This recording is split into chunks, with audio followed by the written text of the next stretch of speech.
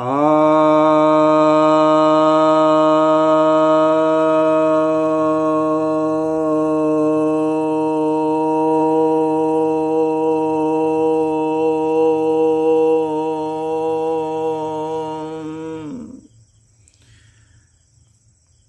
भक्तजनों को सब प्रेम नमन।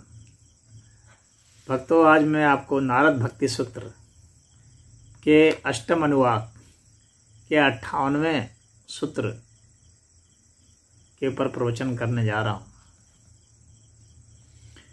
यह जो सूत्र है यह कहता है, अन्यस्मात् सौलभ्यम भक्तो, अर्थात अन्य जितने भी सारे साधन हैं आध्यात्मिक साधन, उनमें सबसे कोई अगर सुलभ है तो वह भक्ति है। वैसे तो बहुत सारे साधन हैं, ज्ञान योग है, ध्यान योग है, मंत्र योग है, तंत्र योग है, राजयोग है, अष्टांग योग है, हठ योग है, प्रणव योग है, बहुत सारे योग हैं।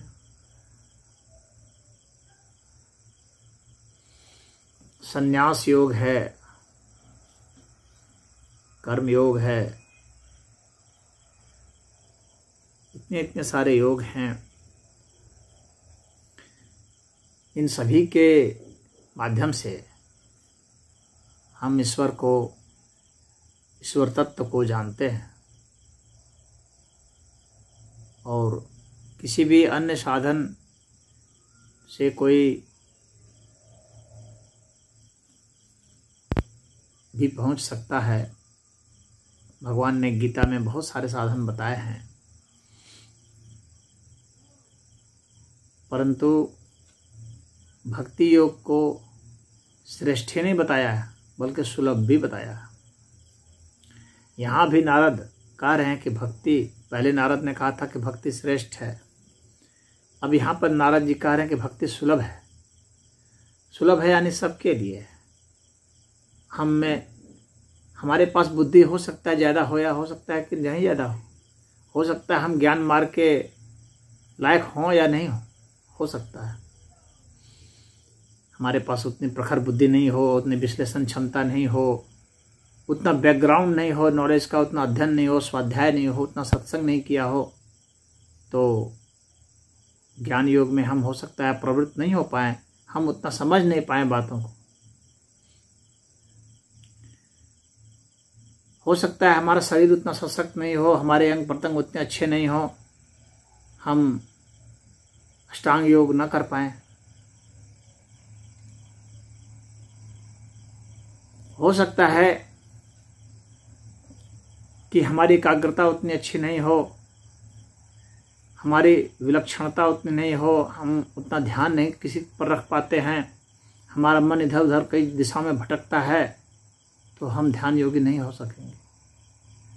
हो सकता है एक जगह हम नहीं बैठ पाते हों, लगातार एक लंबे समय तक नहीं बैठ पाते हों, दर्द को हम बर्दाश्त नहीं कर पाते हों, तो हम ध्यान योगी कैसे हो पाएंगे। हो सकता है हम मंत्र जपना नहीं जानते हो, तरीका नहीं जानते हो, हमको राग रागनियों का ज्ञान नहीं है, हम कैसे मंत्र योगी हो पाएंगे। हमें ध्वनि का विज्ञान का पता नहीं, हमें स्वर साधना का पता नहीं, तो हम उच्चारण कैसे कर पाएंगे सही सही तरीके से। तो मंत्र के विज्ञान को हम नहीं समझ पाएंगे, तो हमारे लिए वह सुलभ नहीं हो पाएगा।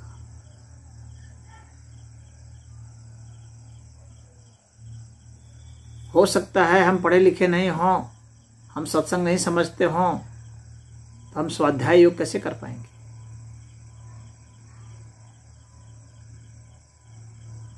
हो सकता है हमें संरचनाओं का पूरा ज्ञान नहीं हो, हमें ज्योमेट्री ठीक से नहीं मालूम हो, मैथमेटिक्स नहीं मालूम हो, हमें कोण वगैरह नहीं पता हो, तो हम यंत्र योग कैसे समझ पाएंगे कि ये पूरे ब्रह्मांड किस यंत्र के हिसाब से चल रहा है, इसका मैकेनिज्म क्या है, तो नहीं समझ पाएंगे। तो यंत्र लोग हमारे लिए बेकार हो जाएगा।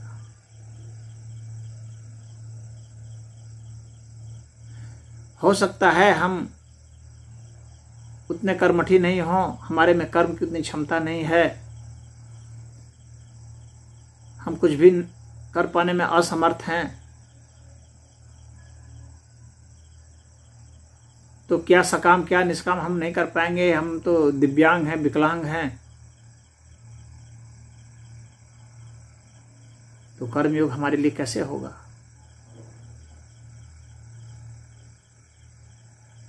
हम तो अपना देह की क्रिया भी नहीं कर पा रहे हैं, तो क्रिया योग हम कैसे करेंगे? तप कैसे करेंगे? क्रिया योग के लिए तप चाहिए, स्वाध्याय, तप, ईश्वर प्रणिधानानि क्रिया योग। तो हम क्रिया योग कैसे कर पाएंगे? नहीं कर पाएंगे।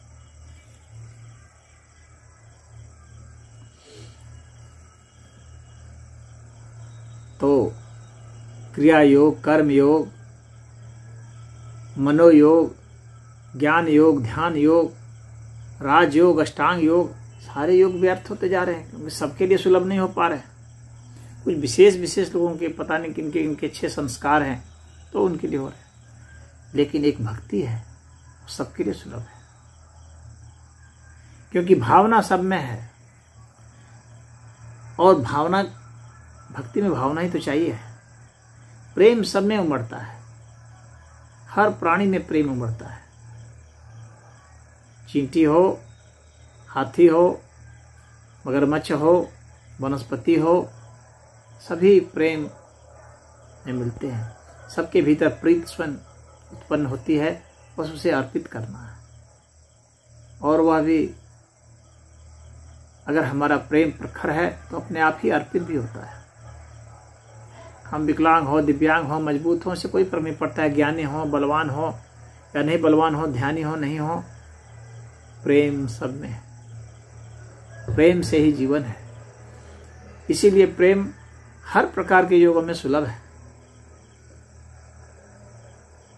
कोई भी जाति हो, कोई भी लिंग हो, कोई भी देश हो, कोई भी काल हो, कोई भी अवस्था हो, बच्चा हो, बूढ़ा हो, जवान हो, वृद्ध हो, महिला हो या नपुंसक हो, सबके लिए। अमीर हो, गरीब हो, रोगी हो, स्वस्थ हो, सभी के लिए सुलभ है। इसीलिए प्रेम सुलभ है। इसलिए नारद ने कहा प्रेम सबके लिए सुलभ है, न इसीलिए श्रेष्ठ भी है। वह सुलभ है, सहज है। और भगवान जिसे चाहें उसे ज्ञान दें, जिसे चाहें कर्म दें, जिसे चाहें भक्ति दें। और जब हम इस योग में आ जाते हैं, भक्ति योग में आ जाते हैं, फिर क्या है? सब कुछ ईश्वर जो चाहेंगे वो देंगे, वो चाहें दर्शन दें। तो अगर हमें भाव समाधि हो गई तो हमें दर्शन भी हो जाएंगे, उनके रूप के दर्शन हो जाएंगे। अखंड समाधि हो गई, निर्विकल्प समाधि हो गई, तो हमें अरूप के भी दर्शन हो जाएंगे, निराकारत्व के भी दर्शन हो जाएंगे। तो भक्त जो है न साकार के दर्शन की अपेक्षा रखता है, न निराकारत्व के दर्शन की। साकार हो निराकार हो, भक्त के लिए कुछ फर्क नहीं पड़ता। वह तो बस प्रेम में है।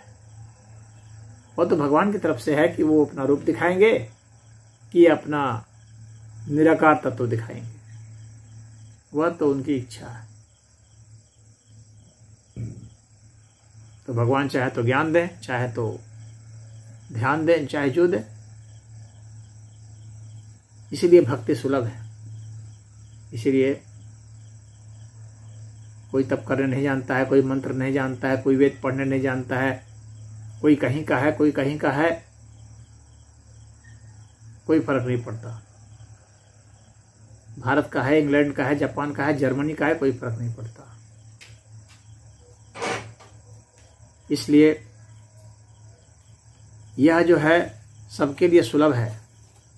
और यही यहाँ पर नारद जी ने बताया है कि यह भक्ति सबके लिए सुलभ है, चाहे कोई भी युग रहा हो, सतयुग रहा हो, कलयुग रहा हो, द्वापर रहा हो, त्रेता रहा हो, हर युग में यह सुलभ रहा है। हर काल में, दिन हो रात हो, सुबह हो शाम हो, हर समय सुलभ रहा है। तो नाम रूप की बिना किसी अपेक्षा के इसकी सुलभता रही है। रंग रूप नस्ल के बिना सुलभता रही है। और ईश्वर जब चाहें जैसे चाहें हमें वह दर्शन दे सकते हैं।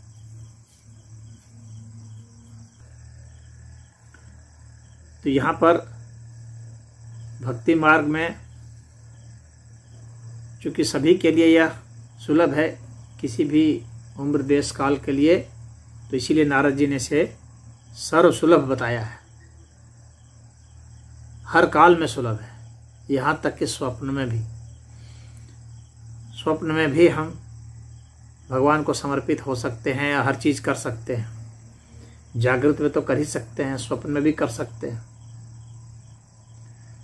और स्वप्न में भी हम अर्पित कर सकते हैं अपने भावों को, अपने प्रेम को। अर्पित क्या करना है? प्रेम को ही तो अर्पित करना है।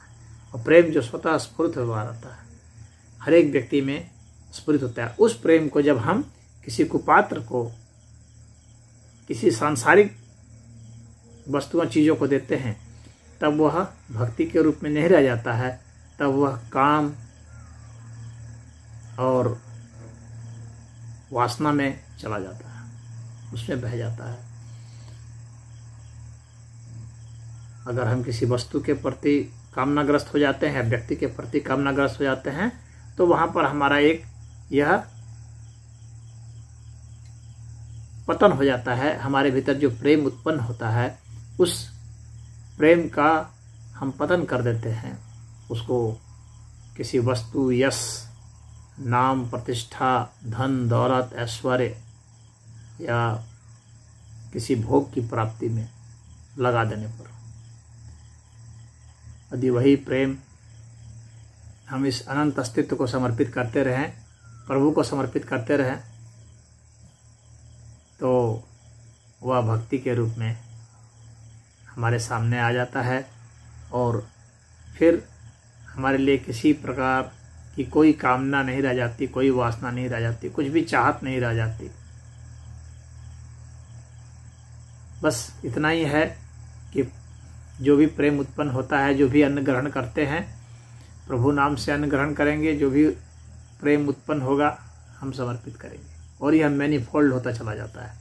अब आगे ये कैसे होगा, यह नारद जी आगे बताएंगे हम लोग। इसमें इतना ही। ओम।